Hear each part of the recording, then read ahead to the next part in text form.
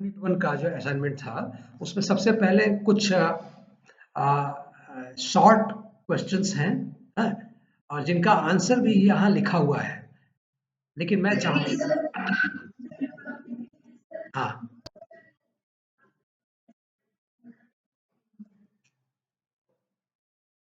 Assignment तो आज दिया है मैंने, असाइनमेंट खुल जाता है।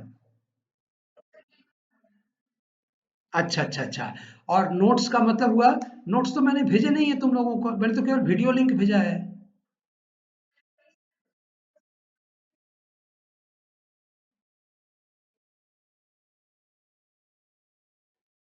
क्या वीडियो नहीं खुलता? हाँ, कैसे? यूट्यूब, हाँ बोलो। कोर्स में नहीं नहीं नहीं, अच्छा मुझे समझ में आ गया। ये देखो, हमने तो कोई नोट भेजा नहीं है तो तुम्हें खुलेगा कैसे? हाँ हाँ हाँ हाँ हाँ, ठीक है ठीक है। वीडियो में जो नोट दिखा रहा है वो डाउनलोड करने के लिए नहीं है, वो तो केवल दिखा देखने के लिए है। अब तुमको वो पेज चाहिए अगर, ठीक है ना? हाँ, तो ये व्हाट्सएप पर जो पेज भेजा हुआ है तुम लोगों को सारा, फिजिक्स ग्रुप में भेजा हुआ है ना? हाँ, ये अच्छा हुआ तुमने बता दिया। देखो, वीडियो में जो पेज दिख रहे हैं वो पेज डाउनलोड करने के लिए नहीं है, क्योंकि वो डाउनलोड नहीं हो सकते, क्योंकि वो तो वीडियो है। हाँ, वो पेज जो है तुम्हारे डिप्लोमा का जो फिजिक्स ग्रुप है उसमें हर पेज वहां पर ऑलरेडी हमने अपलोड किया हुआ है। और स्वप्निल ने जब नया ग्रुप बनाया था, और तुमने भी सारे ग्रुप डाले थे, सारे पेजेस डाले थे उसमें कुछ कुछ है। तो ये बताओ कि व्हाट्सएप ग्रुप से वो डाउनलोड हो रहा है कि नहीं हो रहा है? तो अब बताओ कौन सी चीज तुम लोगों को नहीं मिल रही है?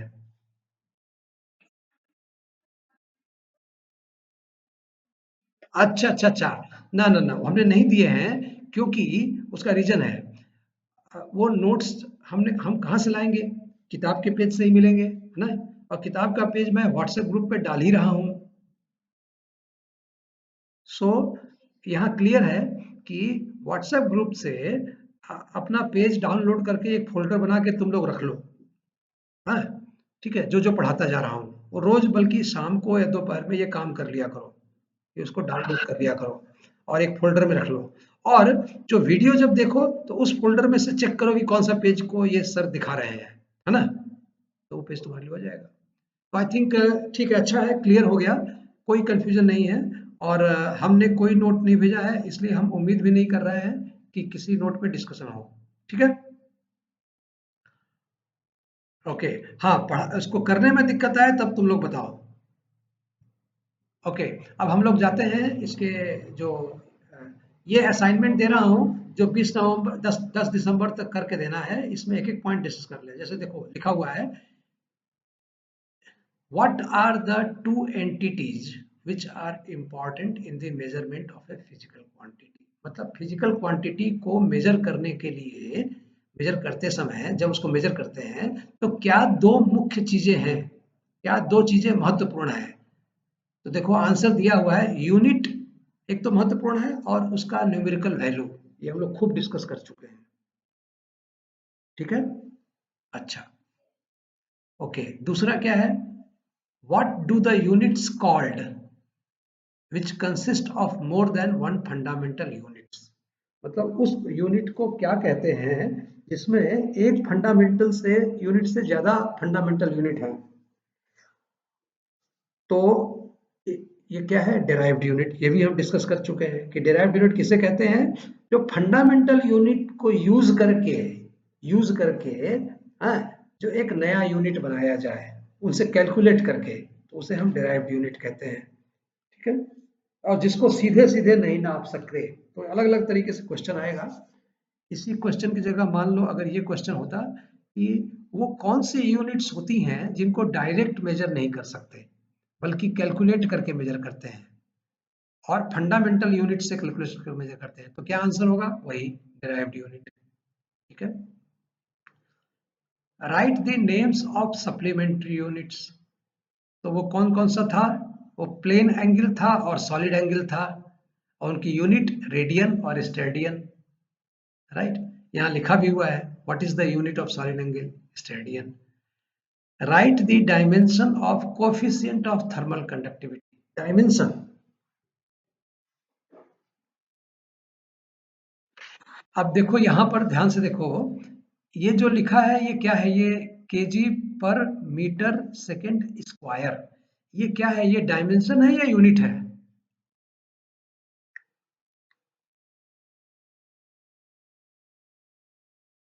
हेलो,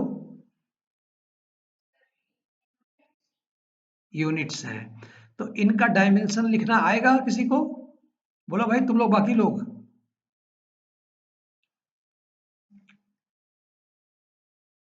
इसका डायमेंशंस लिखना आएगा? जैसे केजी जो है, केजी किसका यूनिट है, मास का या लेंथ का या टाइम का, किसका यूनिट है केजी? मास का। तो यहाँ पर डायमेंशन क्या लिखेंगे, एम लिखेंगे, ठीक है। हाँ? अच्छा, एम डिवाइडेड बाई मतलब बटा, ये एम स्मॉल एम क्या है, मीटर है, ये मीटर किसका डायमेंशन है? अरे मीटर जो है किस डायमेंशन का यूनिट है, लेंथ का या टाइम का या मास का? लेंथ का, तो यहाँ एल हो जाएगा। अच्छा, उसके बाद ये एस है, एस सेकेंड, ये एस सेकेंड किस टाइम का, तो टी हो गया। तो L divided by M T, और एम टी का sorry L T, M divided by L T का स्क्वायर।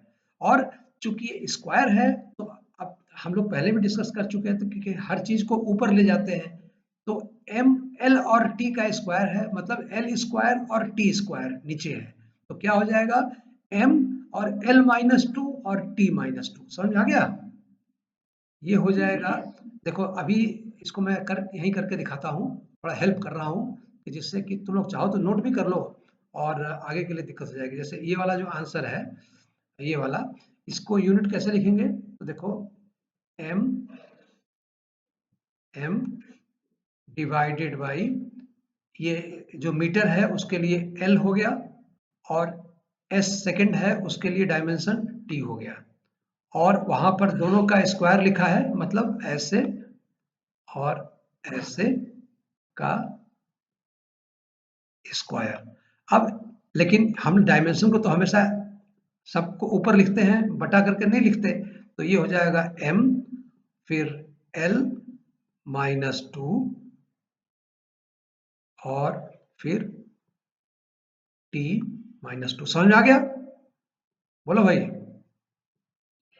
Okay, good. सो ये हुआ इसका।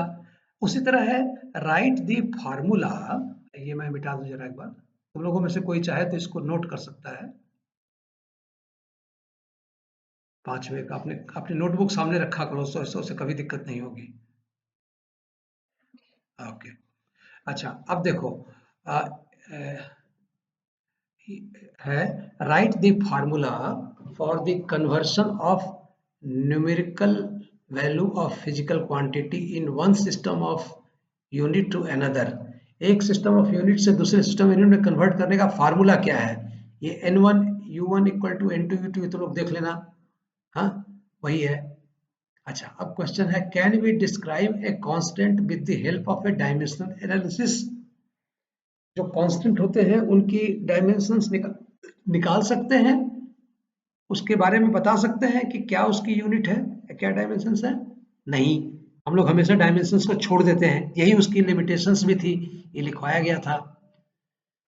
उसके बाद नेक्स्ट क्वेश्चन है, अच्छा मैं इसलिए बताता जा रहा हूँ कि तुम लोग चाहो तो थोड़ा थोड़ा नोट कर सकते हो, क्योंकि ये तो यही तुम्हारी प्रैक्टिस होगी।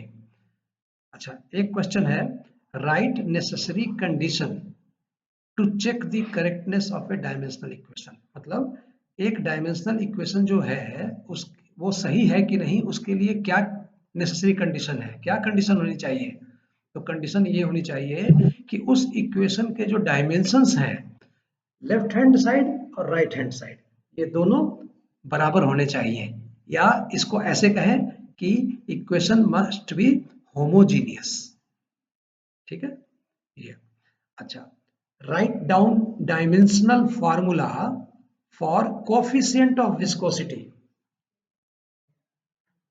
तो कोएफिशिएंट ऑफ विस्कोसिटी का फार्मूला अगर जानते तुम लोग या यूनिट जानते तो उसका डायमेंशनल फार्मूला लिख सकते थे। तो अभी तो तुम लोग खाली छोड़ दो इसको, क्योंकि ये अभी पढ़ाएंगे तब आएगा। हाँ, तो इसको अभी नहीं करेंगे। लेकिन हाँ, इससे क्या सबक मिला हमें, ये ध्यान से देखो। हमको कोएफिशिएंट ऑफ विस्कोसिटी अभी कम से कम 15-20 दिन के बाद पढ़ना है। उसी तरह थर्मल कंडक्टिविटी करीब 1-1.5 महीने के बाद पढ़ना है। लेकिन उसका क्वेश्चन इन लोगों ने अभी पूछ लिया। इसका क्या मतलब है? इसका मतलब ये है कि हम आज के बाद जब भी आगे पढ़ेंगे, second unit, third unit, fourth unit जब भी पढ़ेंगे, तो कोई भी टर्म जब आएगा तो उसके डायमेंशंस की बात जरूर करेंगे। तो चूंकि तुम लोग डायमेंशंस अब तक अच्छी तरह पढ़ चुके हो, तो ये सब खूब यूज होगा। इसलिए आज जो हम लोग कर रहे हैं इसको खूब अच्छी तरह समझ लो, ठीक है? जिससे कि अब जब डिस्कस करेंगे डायमेंशंस को, यूनिट्स को, फार्मूले को, तो तुम लोगों को दिक्कत ना आए। ओके, एक और चीज है, write the name of a physical quantity which has unit but no dimension. अरे ये तो बड़ा नया तरीका का क्वेश्चन है, ये मैं पहली बार देख रहा हूं। क्वेश्चन है, write the name of a physical quantity which has unit but no dimension. ये अभी तक जो हम लोग पढ़ रहे थे उसमें कि जितनी फिजिकल क्वांटिटीज हैं उन सबके यूनिट थे और डायमेंशंस थे। जैसे कि लेंथ, मास, टाइम था ही, तो उनके यूनिट्स भी होते थे, डायमेंशंस भी थे। अच्छा, लेकिन एंगल जो है या सॉलिड एंगल का यूनिट तो है, क्योंकि इसकी यूनिट है रेडियन या स्टर्डियन, है ना? लेकिन इनके डायमेंशन नहीं है, ठीक है? सो ये एक यूनिक तरीके का क्वेश्चन है। अच्छा, अब हम आगे बढ़े। उसी तरह एरर मेजरमेंट में देखो कुछ छोटे छोटे क्वेश्चंस हैं। Name the factor on which the accuracy of A measuring instrument depends. मतलब ऐसा फैक्टर का नाम बताओ जिस पर मेजरिंग इंस्ट्रूमेंट की एक्यूरेसी डिपेंड करती है, मतलब एक्यूरेसी निर्भर करती है। वो कौन सा फैक्टर है? और वो हम लोग खूब डिस्कस भी कर चुके हैं, राइट? वो लिस्ट काउंट वही है।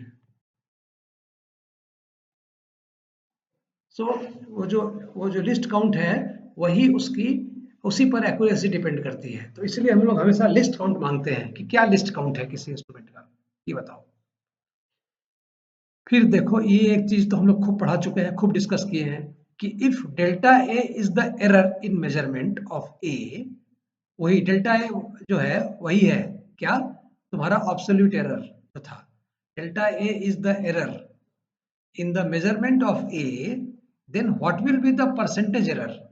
The percentage error is delta A upon A into 100. ये भी खूब डिस्कस हुआ है। अच्छा, आइए एक चीज बड़ा बढ़िया यहाँ देखो क्वेश्चन आया है, जो मैंने पढ़ाया नहीं था बट इसी बहाने यहाँ डिस्कस हो जाएगा। Right the dimension of error और रिलेटिव एरर। ये थोड़ा सा गलती है यहाँ पे। मैं इसको ऐसे कहूँ, रुको,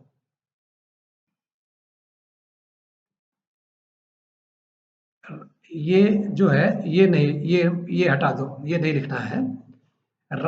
right the dimension of relative error, खाली ये होना चाहिए। क्योंकि रिलेटिव एरर क्या होता है?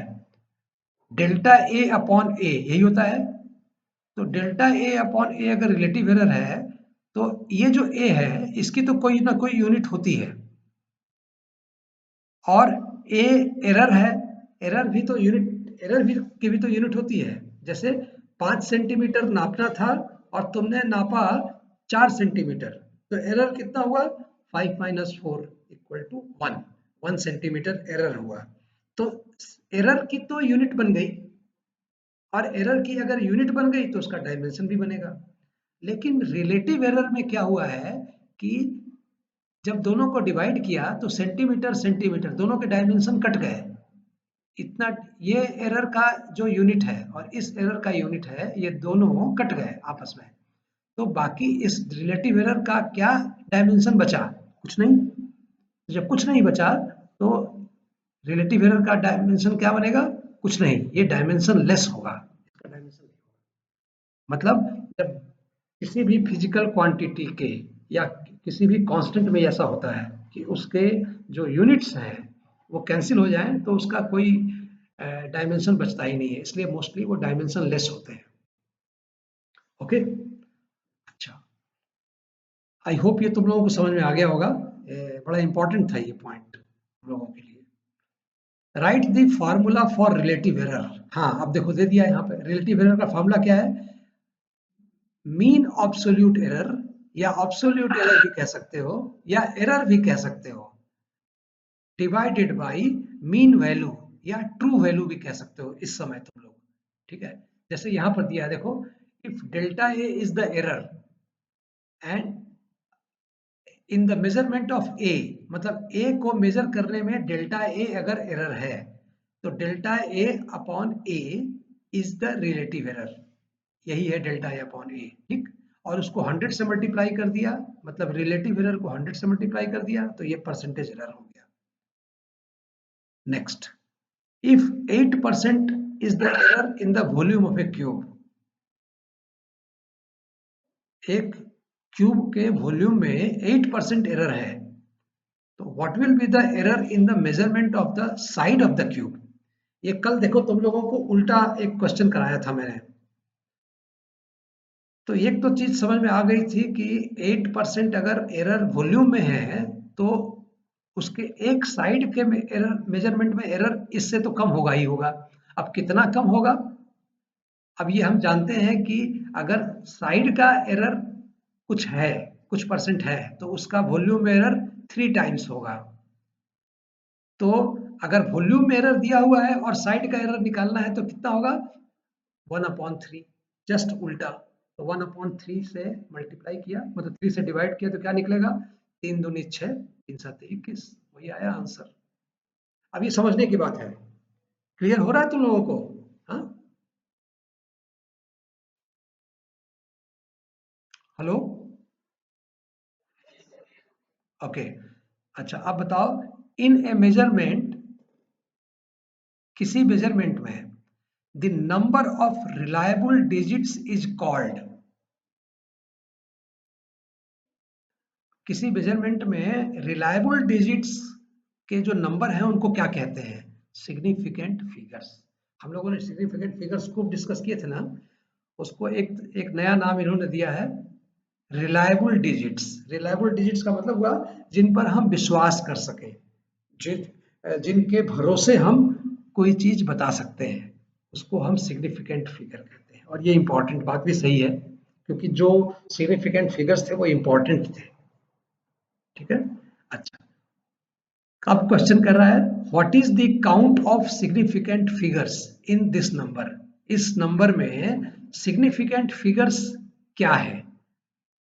तो चूंकि ये 1 से कम है, तो 1 से कम अगर है तो जो डिजिट्स हैं डेसिमल के बाद और पहले वो काउंट नहीं होते, तो टोटल सिग्निफिकेंट फिगर कितने हुए? 1 2 3 3 है।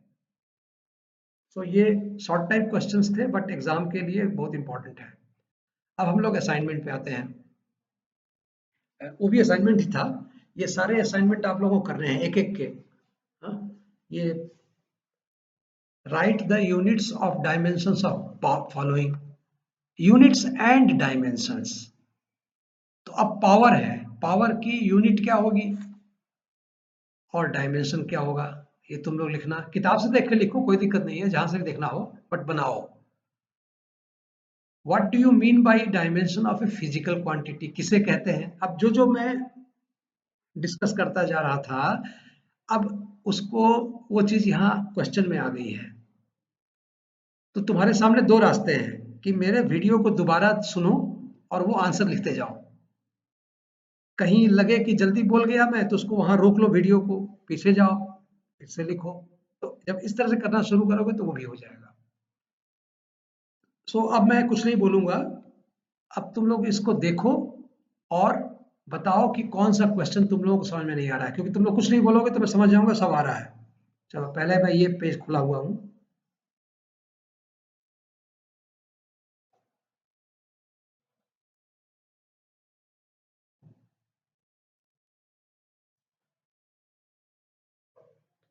अगर कुछ नहीं बोलोगे तो हम समझेंगे कि सब आ रहा है, मतलब समझ में आ रहा है, करना तो बाद में है। खैर,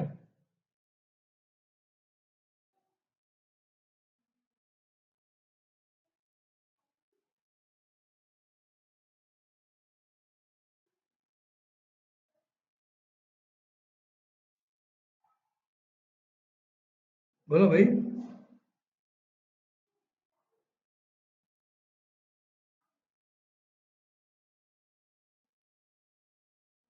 हाँ, ओके, ठीक है, फिर आगे बढ़ते हैं।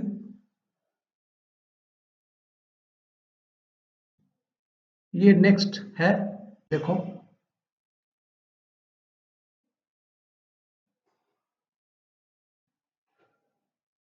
अभी पूछ लोगे तो थोड़ा हेल्प कर पाऊंगा, सहायता कर पाऊंगा यही हाथ से करके, नहीं तो बाद में तो सहायता नहीं मिलेगी।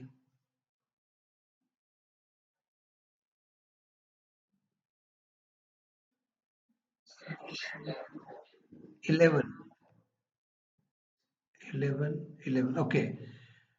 If the units of force and length are doubled,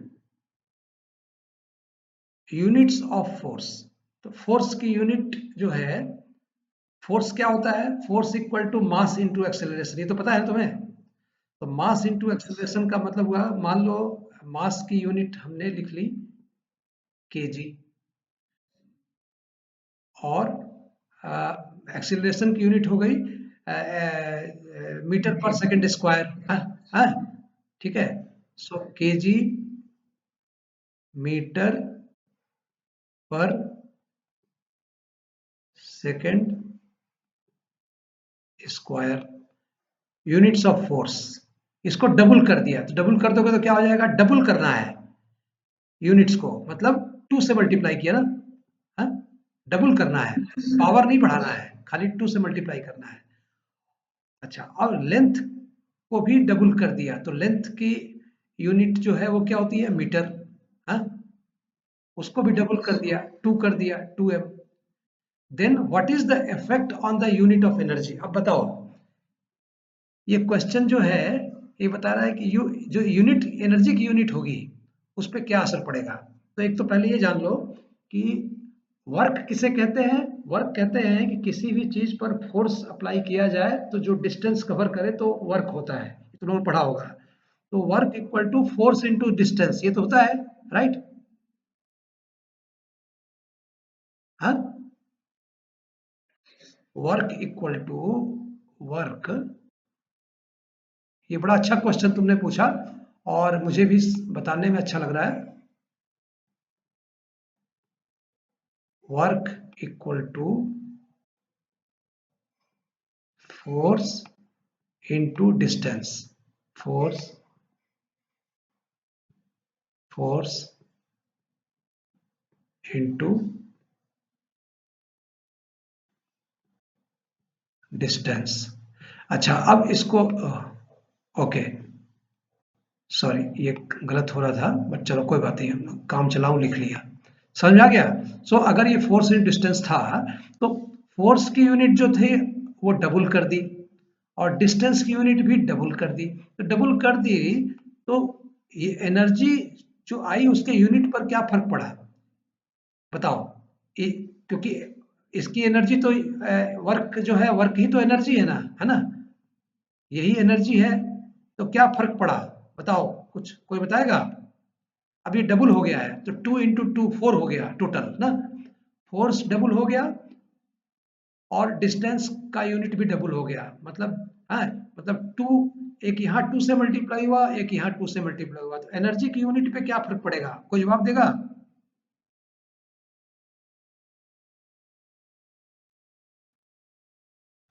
हाँ,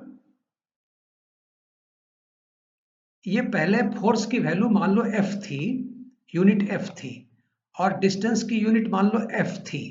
अब इसको डबल कर दिया, मतलब 2 × F कर दिया, और फिर इंटू तो यहाँ हाई है, और फिर 2 × L ये कर दिया।